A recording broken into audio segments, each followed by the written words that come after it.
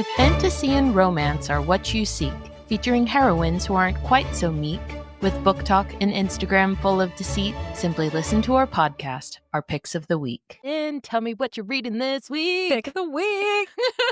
I am reading Kingfisher. Oh, I'm excited for this. God. It's not the first time, apparently. I just don't remember when I read Kingfisher before. So I have both Nettle and Bone and Byrony and Roses. Oh, I don't think I've read that one. Apparently, I read half of that first one. I don't remember any of it at all. Fair. But Kingfisher comes up a lot on the Romantasy subreddit. So I'm like, okay, I'll give it another shot.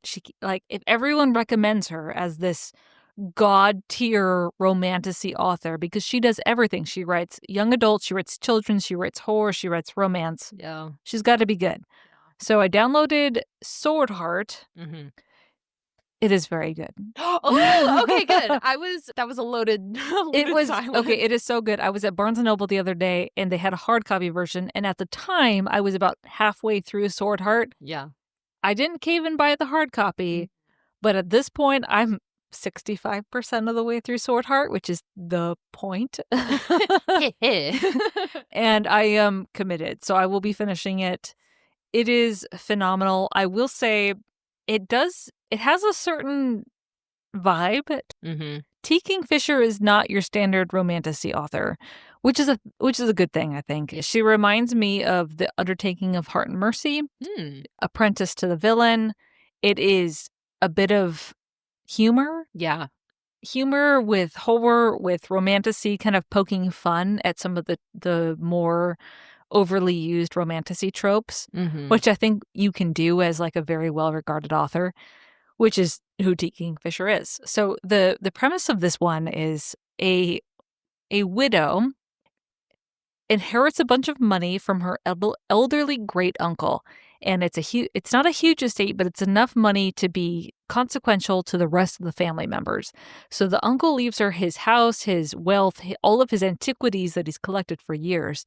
And this poor widow, she's like, I don't know what to do with all of this, but all of the relatives descend upon her, and they are adamant, like, this should have been our money. Okay, so you are going to marry like this other cousin, so the wealth stays in the family. So how dare you? They lock I think her name is Hala. Oh, yeah. That's not the name. It's close. It's not it. It doesn't matter. Something. And they lock her in her bedroom for days because she refuses to marry this like Weasley, gross, moist cousin. And it's this kind of like overbearing aunt figure who's like wants to control every aspect of her life. So our heroine Hella is locked in this room, and she's like, I don't know what to do. Like, I can't break free. There's no outlet for me. So I'm going to kill myself. That is what I'm going to do. Like, there's no other outlet. I don't want to marry this guy. My future looks dark and depressing. I don't want them to take advantage of me.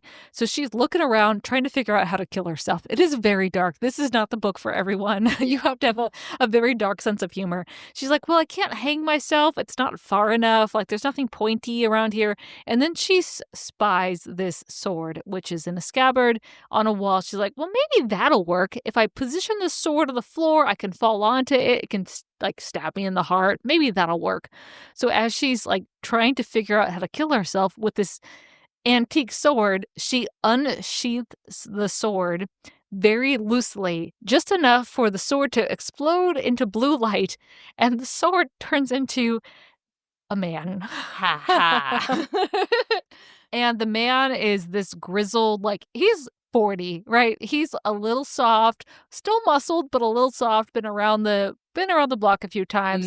And he is the equivalent of a genie in a lamp, but in a sword. Yep. And he is destined to protect the wielder of the sword as long as they wield the sword. Ho ho. Yeah. And Hala is like, so yeah, I don't need you. Could you help me kill myself? That would be nice right now, because I need to break out of this house and get away from my family. And if you can't help me do that, I just need to die. And he's like, you cannot kill yourself, woman. So it is their journey where she now suddenly has this protector who is a mercenary captain from 500 years in the past who's been trapped into a sword, which is magic to protect the wielder of the sword. And so Hala, being the wielder of the sword until she dies or gives the sword away, is protected by this hot mercenary captain who's like, this ridiculous woman doesn't know what the fuck to do in the world. And so he protects her as she journeys into the city. He helps her escape from her family.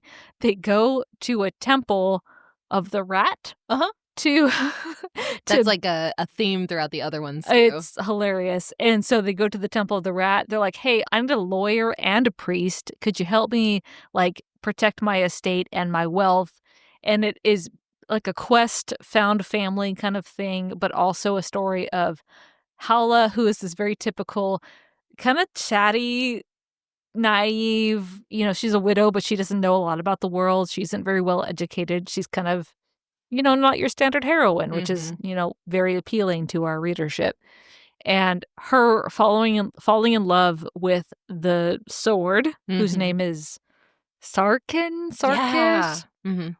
And him falling in love with her, against his will, this woman is ridiculous. She talks too much. She asks too many questions. She would fall off a cliff if I wasn't there to hold her back. It is kind of silly.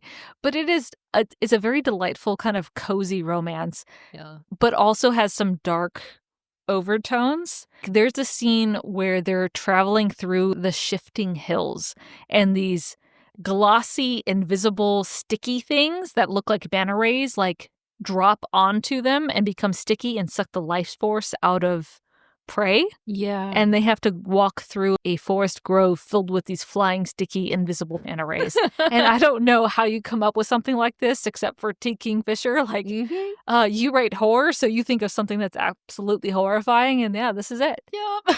So, yeah, it's delightful. I am pleasantly surprised. Aww. Highly recommend. It is not for everyone. I would say you have to be comfortable with someone who can poke fun at the genre a little bit. But yeah, Undertaking of Heart and Mercy is very similar. I would say, what's the other one I mentioned earlier? Assistant to the Villain. Assistant to the Villain. And then I think I did not like Villains and Virtues, the series. I didn't either, A.K.A. Caggiano. But it's very similar, and yeah. I think if you really did enjoy that, you would also like this series. Yeah. So I think so too. I also, if you want a heroine who is a little bit older but has that still same fun, poking fun, Paladin's Grace by T. Kingfisher. Very similar plot, slightly different characters. A little bit older, pudgier love interest. Yeah, super cute. I love all of these books because they're easy, silly, fun romantasy. You don't really have to, there's a fun plot, but it's going on in the background. I will say I normally hate the modernisms of dialogue and language built into romantasy, but T. Kingfisher feels like she does it intentionally because, Sarkis as a character who's 500 years old talks differently, speaks differently than our main characters who speak more modernly. So it kind of acknowledges the fact that, there's a difference there in the characters. And you know what I mean, though? The modern dialogue is intentional with T. Kingfisher. Yeah, because I think even Paladin's Grace kind of follows a similar pattern to that, where it's modern language, but it makes sense in context because they're also talking about some, events that happened a couple hundred years ago and how that was the past. So she does fun things with time when she's writing. If you're an author who knows what you're doing, you're allowed to kind of bend the rules. Yeah. But if you're an author who doesn't know, don't even try. I think it's kind of the intention behind it. Because you can see that she's writing it intentionally. She doesn't talk about porcelain toilets, but she uses, modern colloquialisms. Exactly, yeah. Oh, gosh. Well, from Jordan's shelf to yours. We will see you on the next page.